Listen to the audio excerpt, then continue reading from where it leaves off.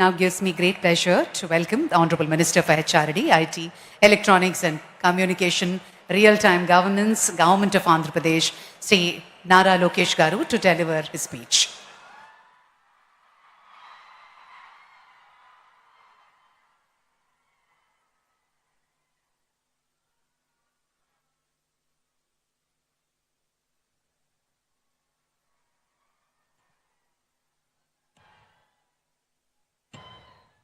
త్రివిక్రమ్ శ్రీనివాస్ గారు మాట్లాడిన తర్వాత మాడటం చాలా కష్టమైన పని.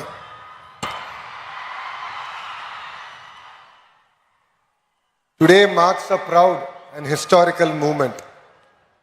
We are here to celebrate the 100 glorious years of Andhra University, a great institution of learning. Andhra university ఒక ఇన్స్టిట్యూషన్ మాత్రమే కాదు, అలాంటి వాళ్ళకి ఒక emotion. It lives in the hearts of generations. It is my privilege to extend a warm welcome to our Honorable Vice President of India, C.P. Radhakrishnan Garu. Sir, your life of service, integrity continue to inspire next generation leaders. I also extend a heartfelt welcome to the Honorable Governor of Andhra Pradesh and our beloved Chancellor, Sri S. Abdul Nazir Garu. Sir, your guidance to me personally means a lot. Your support has really enabled us to transform our state universities. And I'm equally privileged to have with us a legend who lives in the hearts of millions, Sri Sachin Tendulkar ji, a symbol of discipline, dedication and excellence. From the first time I've met you to meeting you again today here, your support to Andhra Pradesh and your motivation to lead from the front means a lot to me personally, sir. And there is another legend amongst us, that is none other than our Honorable Chief Minister, Sri Nara Chandrababu Naidu Garu, whose vision continues to inspire next generation leaders like me and to the youngsters sitting in front of us. And your strength is our foundation for the future of education. And I've always been told to treat people the way you want to be treated, especially when they are in trouble. One person who has stood always by me during my lowest time to my highest time, Sri M. Venkaiah Naidu Garu, your support personally means a lot to me, sir. And Honorable Governor of Odisha, Sri Haribabu Garu. And I also extend my warm greetings to all the dignitaries on the dais, esteemed alumni, faculty in front of me, and my dear students. 2014లో రాష్ట్ర విభజన జరిగింది. కట్టుబట్టలతో మెడబట్టి మనందరినీ బయటికి గెంటేశారు. రాజధాని ఎక్కడ ఉండాలో చెప్పలేదు. ముఖ్యమంత్రి గారు కూర్చున్న కనీసం కుర్చీ లేని పరిస్థితి. సచివాలయం లేదు, అసెంబ్లీ లేదు. అలాంటి పరిస్థితుల్లో మనం మన ప్రయాణం ప్రారంభం చేశాం. కానీ ఆ రోజు మనకి 2 బ్రాండ్లు వచ్చినాయి. ఒకటి ఆంధ్ర యూనివర్సిటీ, రెండోది మన బ్రాండ్ చంద్రబాబు నాయుడు గారు. ఇక్కడున్న మీ అందరు తెలుసు, ఆ రోజు తొలి క్యాబినెట్ మీటింగ్ ఆంధ్ర యూనివర్సిటీలో మనం ఏర్పాటు చేసుకుంటాం జరిగింది. అంతెందుకు భాష ప్రయుక్త రాష్ట్రాలు ఏర్పడినప్పుడు తొలి అసెంబ్లీ సమావేశాలు కూడా ఆంధ్ర యూనివర్సిటీలోనే ఏర్పాటు చేసుకుంటాం జరిగింది. ఆంధ్ర యూనివర్సిటీ ఒక పేరు మాత్రమే కాదు, 100 ఏళ్ల చరిత్ర. స్వాతంత్రం వచ్చే ముందల తెలుగు ప్రజలు పోరాడి ఆంధ్ర యూనివర్సిటీ సాధించుకుంటాం జరిగింది. మన యూనివర్సిటీ అనేక రికార్డులు సాధిస్తాం జరిగింది. భారతదేశంలోనే వన్ ఆఫ్ ద ఓల్డెస్ట్ యూనివర్సిటీగా ఈరోజు మన ముందల నిలబడుతుంది. భాష ప్రయుక్త రాష్ట్రాల కోసం మనం ఆనాడు పోరాడితే ఆంధ్ర రాష్ట్రం ఏర్పడింది. అదేవిధంగా తెలుగు ప్రజల కోసం ఆంధ్ర యూనివర్సిటీ మనం ఏర్పాటు చేసుకుంటాం జరిగింది. నేను కార్నిగీ మెలన్ స్టాన్ఫర్డ్లో చదివిన వాడిని. కానీ ఈరోజు మిమ్మల్ని అందరూ చూస్తే అసూయపడుతున్నా. ఇక్కడ ఆంధ్ర యూనివర్సిటీలో చదువుంటే ఎంత బాగుండేదని. పక్కనే విశాఖ బీచ్ రోడ్, అద్భుతమైన ఫ్యాకల్టీ. అంతెందుకు ఆంధ్ర యూనివర్సిటీ స్టూడెంట్స్ జోషే ఈరోజు అదిరిపోతాం జరుగుతుంది. మీ జోష్ చూసిన తర్వాత మీకోసం ఇంకా కష్టపడాలి, పని చేయాలి. రాబోయే 100 సంవత్సరాల చరిత్ర మనందరం కలిసికట్టుగా సృష్టించాలని ఈ సభాముఖంగా కోరుతున్నాం. డాక్టర్ బిఆర్ అంబేద్కర్ గారు once said, cultivation of minds should be the ultimate aim of human excellence. Andhra university చరిత్ర వెనుక ఎంతో మంది త్యాగం ఉంది, ఎంతో మంది పోరాటం ఉంది, ఎంతో మంది కష్టం ఉంది. సిఆర్ రెడ్డి గారు మొదటి వైస్ ఛాన్సలర్గా ఒక క్లియర్ డైరెక్షన్ ఆయన మనకు అందిస్తాం జరిగింది. దాని తర్వాత డాక్టర్ సర్వేపల్లి రాధాకృష్ణ గారు వైస్ ఛాన్సలర్గా కూడా పనిచేస్తాం జరిగింది. ఆయన విజన్, ఆయన స్పీడ్, ఆయన కమిట్మెంట్గా ఈరోజు ఆంధ్ర యూనివర్సిటీ ఈ స్థాయికి వస్తాం జరిగింది. ఎంతోమంది దాతలు ఆంధ్ర యూనివర్సిటీ అభివృద్ధి కోసం సహకరిస్తాం జరిగింది. ఎంతోమంది vice chancellor Andhra university development కోసం కృషి చేశారు. వైస్ ఛాన్సలర్స్కి విజన్ ఉంటేనే ఆంధ్ర యూనివర్సిటీని మనం ముందరికి తీసుకెళ్తాం. యూనివర్సిటీని జనరల్గా విశ్వవిద్యాలయాలు అంటారు, కానీ మన ఆంధ్ర యూనివర్సిటీని ఆంధ్ర విశ్వ కళా పరిషత్ అంటారు. It is a blend of pure academics along with fine arts. దీనికే బెస్ట్ ఎగ్జాంపుల్ త్రివిక్రమ్ శ్రీనివాస్ గారు. మన ఆంధ్ర యూనివర్సిటీ నుంచే ఎంఎస్సి న్యూక్లియర్ ఫిజిక్స్లో గోల్డ్ మెడల్ సంపాదించి ఏకంగా ఒక ఫేమస్ మూవీ డైరెక్టర్ అవుతాం జరిగింది. ఆంధ్ర యూనివర్సిటీ ఎంబలం దగ్గర నుంచి కోర్సుల వరకు అన్నీ ఒక స్పెషలే. హైయర్ ఎడ్యుకేషన్లో డిఫరెంట్ ప్రోగ్రామ్స్ అందిస్తుంది మన Andhra university. AU has 68 academic departments with 7 constituent colleges offering 121 undergraduate and postgraduate programs along with other research programs available. AU has 304 affiliated colleges with 85,000 wonderful students, including 1,050 foreign students coming across 56 countries. Andhra university ఆంధ్రప్రదేశ్కి మాత్రమే కాదు, భారతదేశానికే గర్వ కారణం. Andhra university గత 2 ఏళ్ళుగా అనేక ర్యాంకులు కూడా సాధిస్తాం జరుగుతుంది.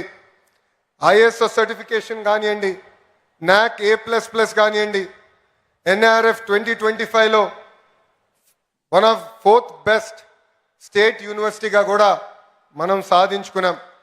But I will be happy as an education minister only when Andhra University is among the top 3 universities in India and among the top 100 in the world. So I request the faculty in front of me, the Vice Chancellor on the dais, GP Rajshekhar Garu, with this single agenda we should work hard and make our Chancellor Abdul Nazir sir proud. Andhra University lo చదువుకున్న వారు గొప్ప స్థాయికి వచ్చారు. Physics నుంచి politics వరకు Andhra university mark శాశ్వతంగా ఉంది. వెంకయ్యనాయుడు గారు, జిఎంసి బాలయోగి గారు, కె హరిబాబు గారు, సుబ్బారావు గారు, బివిఆర్ మోహన్ రెడ్డి గారు, పూర్ణ సగుర్తి గారు, గ్రంథి మల్లికార్జునరావు గారు, చావా సత్యనారాయణ గారు, ఇలాక అనేక మంది పారిశ్రామికవేత్తలు, రాజకీయ నాయకులు కూడా వచ్చారు. అంతేకాదు రాజకీయాల్లో కూడా Andhra university students number 1.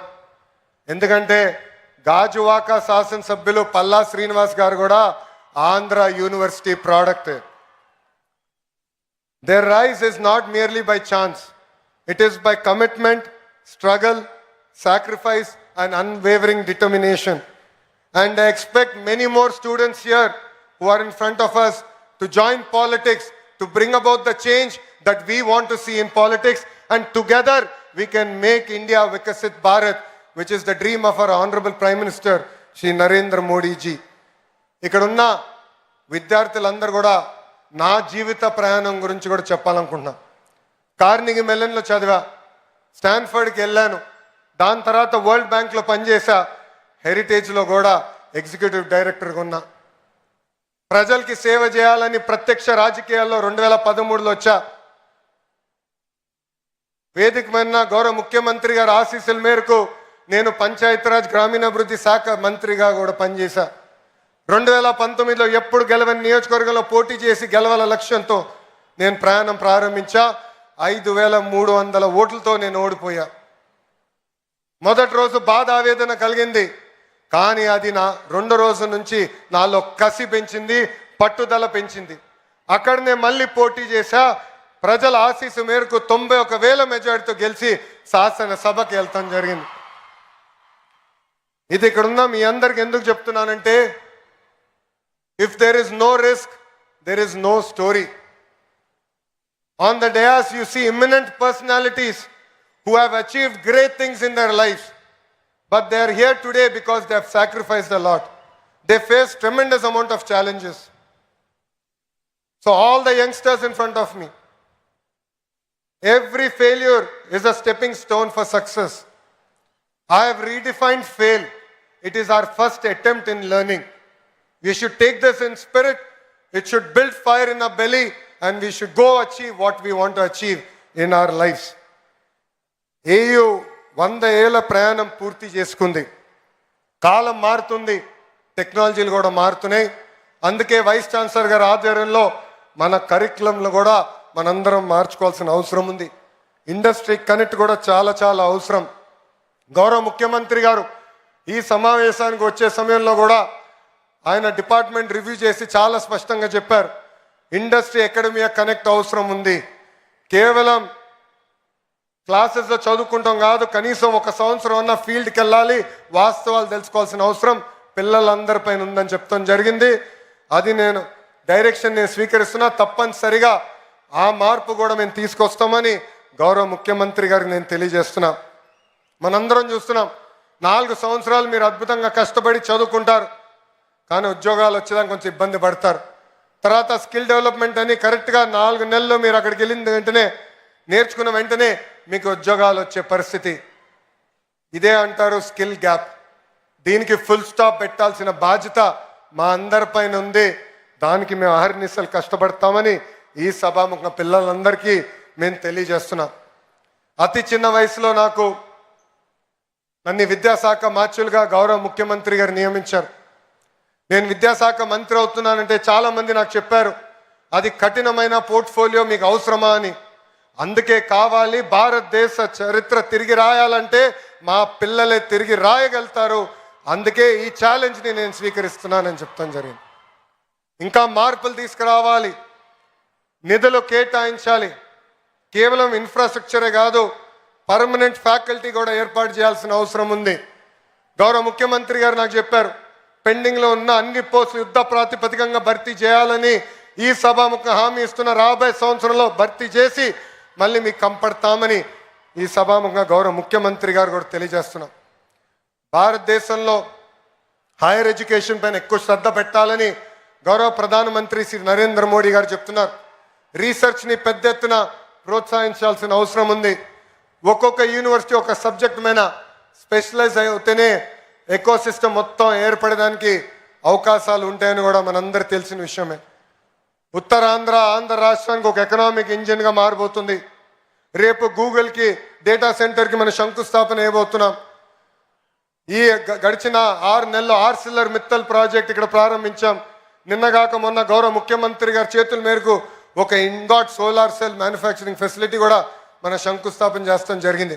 So వాళ్ళకి కావాల్సిన కరికులం ఇవన్నీ ఏర్పాటు చేసే బాధ్యత ఆంధ్ర యూనివర్సిటీ తీసుకోవాలని ఈ సభాముఖంగా వైస్ ఛాన్సలర్ గారిని కోరుకుంటూ, ఈ సభాముఖంగా గౌరవ ముఖ్యమంత్రి గారిని కూడా ఒక విషయం కోరాలని కోరుతున్నా, ఒక కోరిక కోరుతున్నా. అడగంది అమ్మ కూడా పెట్టదంటారు సార్. అందుకే ఆంధ్ర యూనివర్సిటీకి కనీసం 250 కోట్ల నిధులు కేటాయించి రీసెర్చ్ని పెద్ద ఎత్తున ప్రోత్సహించాలని ఈ సభాముఖంగా గౌరవ ముఖ్యమంత్రి గారిని నేను కోరుకుంటున్నాను. అంతేకాకుండా ఇక్కడ ఉన్న ఫ్యాకల్టీని వైస్ ఛాన్సలర్ గారిని నేను గతంలో కలిసినప్పుడు చెప్పా, రాబోయే 100 సంవత్సరాలకి మనం ఒక విజన్ డాక్యుమెంట్ తయారు చేయాలి. దాంట్లో ఎవ్రీ 5 years మన విశ్వవిద్యాలయ ఏం సాధించాలనేది చాలా స్పష్టంగా ఉండాలి, కేపీఐస్ ఉండాలి. అది రూపొందించి మన స్టూడెంట్స్ టెనెట్ ముందలు పెట్టి వాళ్ళ ఫీడ్బ్యాక్ కూడా తీసుకుని రాబోయే 100 సంవత్సరాల విజన్ డాక్యుమెంట్ తయారు చేయాలని ఈ సభ ముఖంగా మిమ్మల్ని అందరు కోరుకుంటూ, నాకు ఇంత అద్భుతమైన అవకాశం ఇచ్చిన మీ అందరికీ పేరు పేరున నా హృదయపూర్వక ధన్యవాదాలు తెలుపుకుంటూ మీ అందరి దగ్గర నుంచి సెలవు తీసుకుంటున్నా. జై హింద్. అందరు నాతో చెప్పాలి, జై హింద్, జై హింద్. Thank you.